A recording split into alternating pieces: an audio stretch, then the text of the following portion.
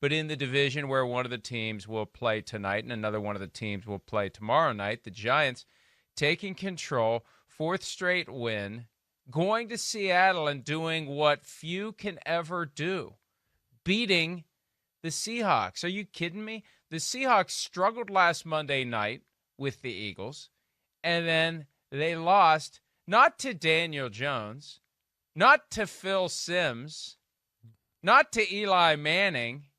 They lost to my new hero. I think I'm going to get myself a Colt McCoy jersey because, as I said last week, that guy hanging around for 11 years in the NFL, right? Not playing, making bank, right, to not play football. A Texas quarterback Chris Simms actually likes, and me. He is. I like Colt McCoy. I like Colt McCoy better than Major Applewhite now. Okay. And but you know, you call his number once in a while, and he gets it done. It helps that the defense holds Russell Wilson and company to 12 points. But my God, it just shows you that whole any given Sunday thing. It really does apply. Even when you're given 10 points, even when someone thinks the Seahawks will easily cover that 10 points and makes it one of his best bets, it can blow up in your face. Yeah, well, I mean, it's the NFL. I know it gets misleading sometimes. We see records and star players, and we think there's no way this team can compete with that team. But, you know, we all fall in the trap, and we all know, and, you know, stupidly or not, we all know that the league is so close, even between the best teams and the worst teams. And the Giants are one of those teams right now that are like, yeah, it's not real pretty, but they're climbing the hill and on an upward trajectory. We've seen it the last few weeks, even though we're not like, oh, my gosh, this is the most amazing rise we've ever seen. It's still going in the right direction. The Seattle Seahawks, it's the opposite over the last 3 or 4 weeks. It's not like it's falling off a cliff, but it's kind of slowly going downhill here to where, yeah, there's questions. And you could see yesterday that there wasn't a whole lot of a different look between the two teams on the football field. Seattle blew a few opportunities. We know that. But, you know, all in all, that's life in the NFL. It's a crazy league. It really is. It was a fun game to watch, even though it was low scoring and ugly. When you look back at what the Giants have done this year, and yes, it was a difficult early stretch to the season, but they never embarrassed themselves. The only game that went sideways for them was the 49ers game. They had the Steelers on the ropes late in the third quarter. Feels like yesterday we were talking about the Bud Dupree hit on Daniel Jones that pops the ball into the air, and Cam Hayward catches it in the end zone at a point where the Giants could have taken the lead and really put the fear into a team that is now 11-0 and tries to go 12-0 tonight at home against Washington. The Bears game was close. They had a lead in that game. Yeah. The Rams game was a one-score game. Cowboys 37-34. Then they lost to the Eagles by 1. They had the Buccaneers Bucks were on the ropes. Beaten on a Monday night game. So, you know, this is a team that maybe was unlucky early, and to give Joe Judge the credit he deserves, he held it together. It didn't crater. It didn't crumble. They kept doing what it is that they needed to do.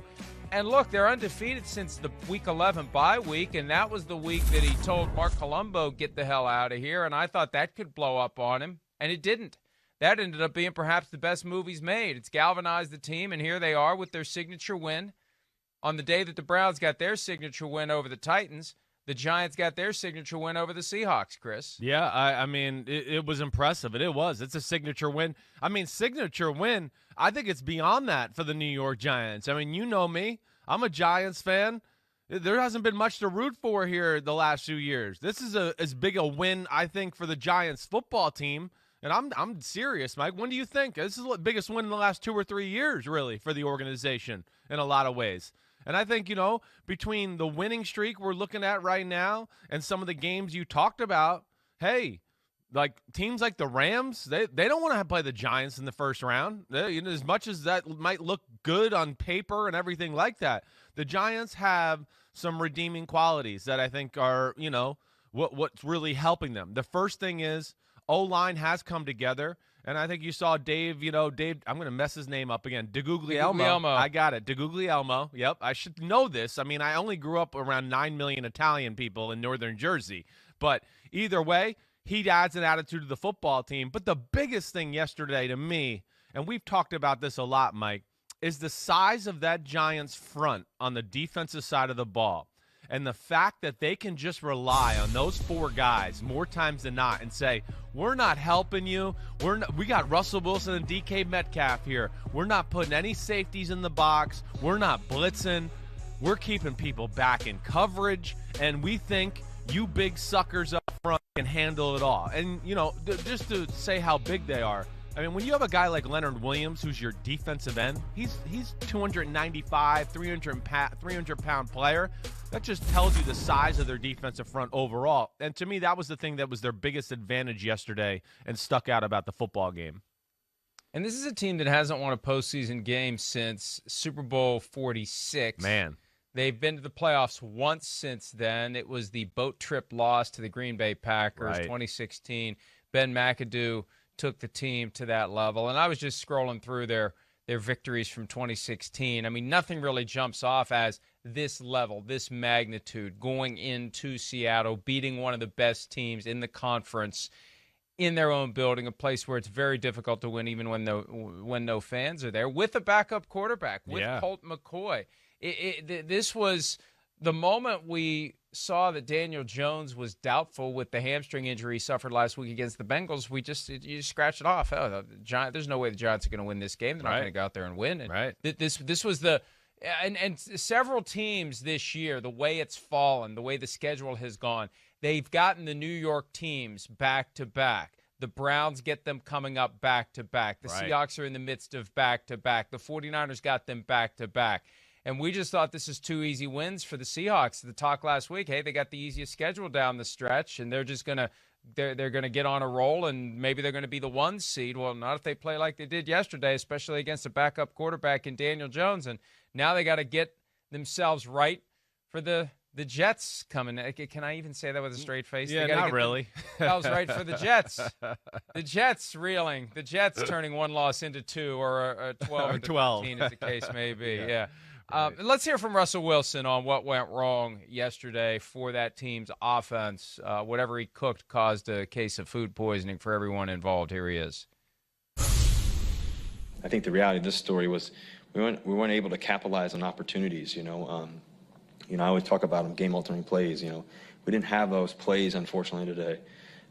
Like we feel like we've had, for the most part all season. We've done a great job of those, and those just didn't show up as much today.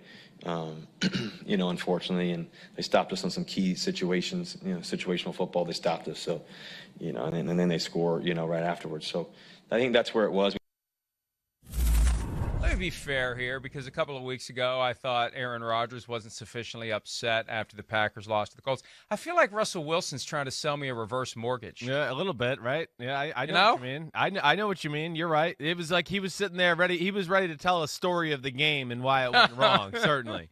I mean, you're right. It was a little odd that way. I know he takes it personal, as I do Aaron Rodgers. I know that.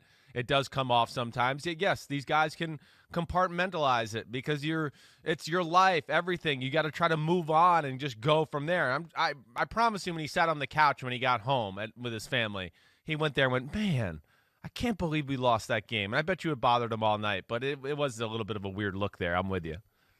You just have to wonder how it does affect their confidence going forward and what you can do to get things right after a game like that, where you just feel like nothing that you believe in, nothing that you are, your identity didn't work, and what the hell do you do going forward when you've had such a great season up until the past few weeks? And he's been plummeting in the MVP race, plummeting. Yeah. He's behind Patrick Mahomes and Aaron Rodgers going into this week. He may fall even farther behind a guy like a Ben Roethlisberger. Maybe even Baker Mayfield's going to start shooting up the ladder after what he was able to do yesterday against Tennessee. But you saw those sacks, 21 over the last 5 games. That's the big one.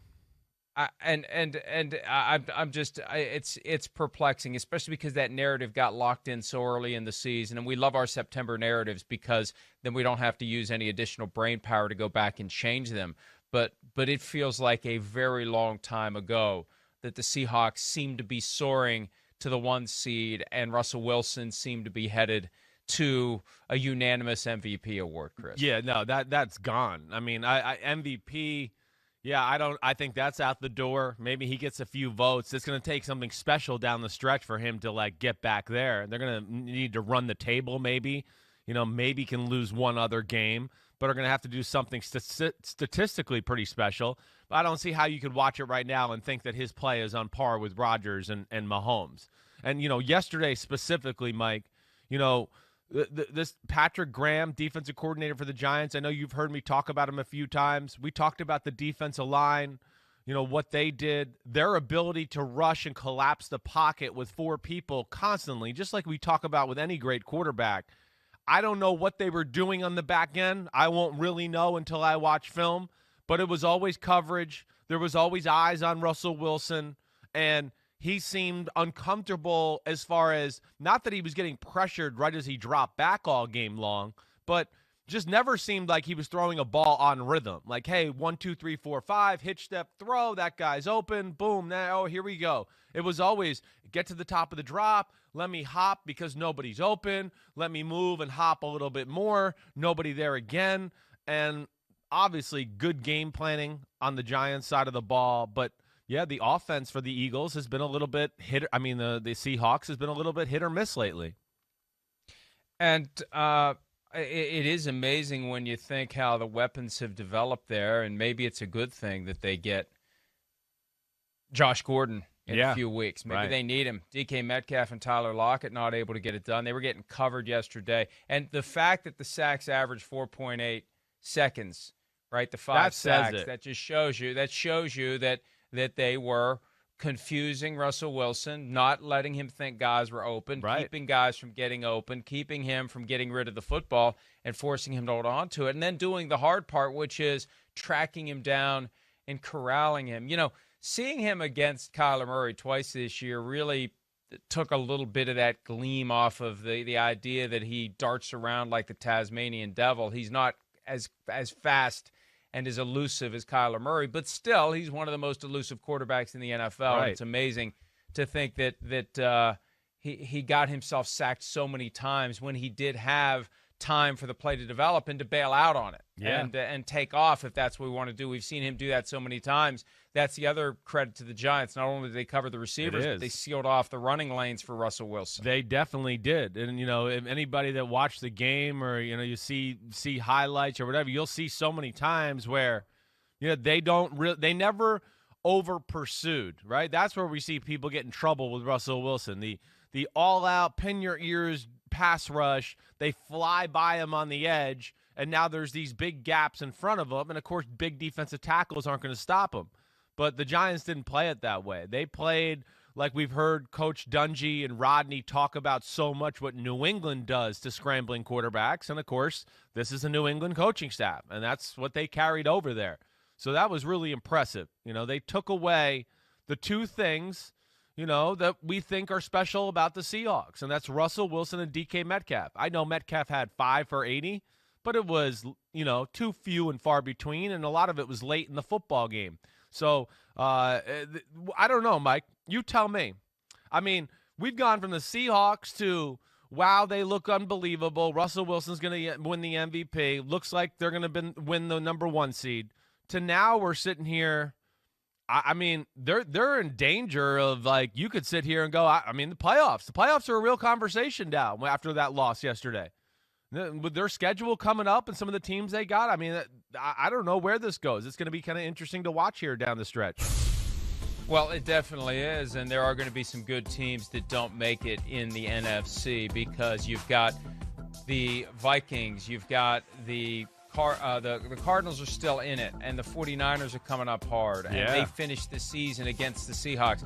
Wouldn't it be something if 1 year after it was Seahawks 49ers for the 1 seed, it becomes Seahawks 49ers as a playoff game, as a playoff elimination game, as a early playoff game. The winner gets in, the loser goes home. That's entirely possible in the NFC. And, one last thing about the Giants, because we Colt McCoy only had 105 passing yards, so it's not like he came out and lit it up. He did what he needed to do. Wayne Gallman. Well, yeah, let's hit that. Saquon Barkley gone early in the year with the torn ACL that he suffered against the Bears. And Wayne Gallman with 135 rushing yards on 16 carries. And Alfred Morris, a guy who could have been, should have been, maybe would have been Offensive Rookie of the Year back in 2012. The guy whose claim to fame was he was still driving a 1991 Mazda 626 when he was drafted. He was gone. He was done. It was over. Yeah. Alfred Morris scores 2 touchdowns yesterday. I mean, this Seahawks defense, just when we thought it was coming back, right.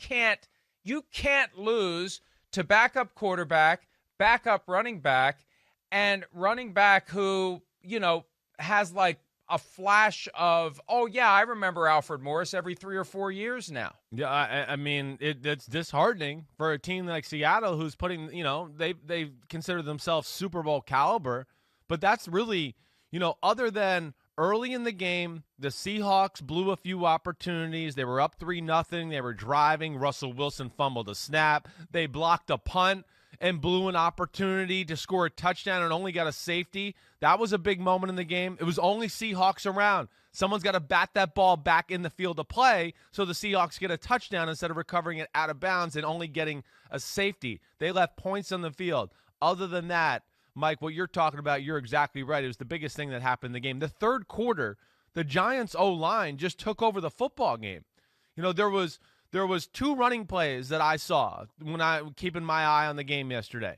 One where everybody just goes straight forward, and it's double team, double team, double team, and hey, just get a body on a body and let Wayne Gallman kind of figure out where a hole is and go through there. They were just pushing the Seahawks back, no problem. And then the other one for the big run down the left sideline, and they gashed them with this run a few times, where they pulled guards and centers out on the edge. And the Seahawks had nobody out there a few times to make a tackle or take on blockers or do anything. So, yeah, definitely disheartening. But as a Giants fan, very exciting. I am very excited about the way the Giants play, the way they look on the field, Joe Judge's attitude and everything he's brought to the Giants. I think he's what do I want to say? He's made me feel real good as a Giants fan. He's put his stamp on the franchise as far as he has an identity and how he's going to coach the team, and the team has an identity, and I think that's cool here in New York at least. Well, first of all, it's the first time you've mentioned being a Giants fan all season, so welcome back onto the bandwagon. Hey, Giants, let's go. Well, there was no reason to even – did we talk about them all season? I don't even know. Second of all, I don't understand how you're a Giants fan. Why? Still.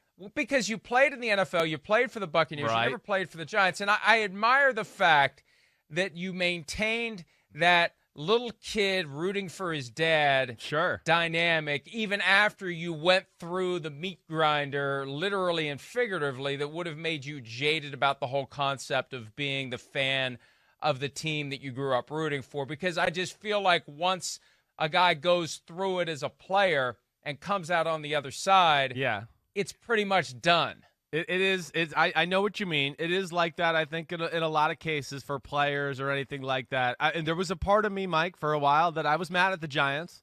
I mean, they cut my dad after he went to the playoffs and was, the MVP of the team and went to the Pro Bowl. I was pissed for a few years. I became a Cowboys fan where I was like, screw the Giants. I'm mad at them. But I'm a New Yorker. I have too many good memories. My family's all Giants fans, and I'm all with them. So, yeah, I like the Bucs, of course, because they drafted me, but the Giants still have my heart, and I'm excited, and especially with Joe Judge there, a guy I worked with in New England. It's just cool to see. Well, all I'll say is this. If Daniel Jones had any boys in the range of 8 to 10 years old, Colt McCoy would have to worry about getting shaving cream in his shoes today. Hi, I'm Mike Tirico, and thanks for watching. Make sure to hit subscribe for the latest news and highlights from NBC Sports.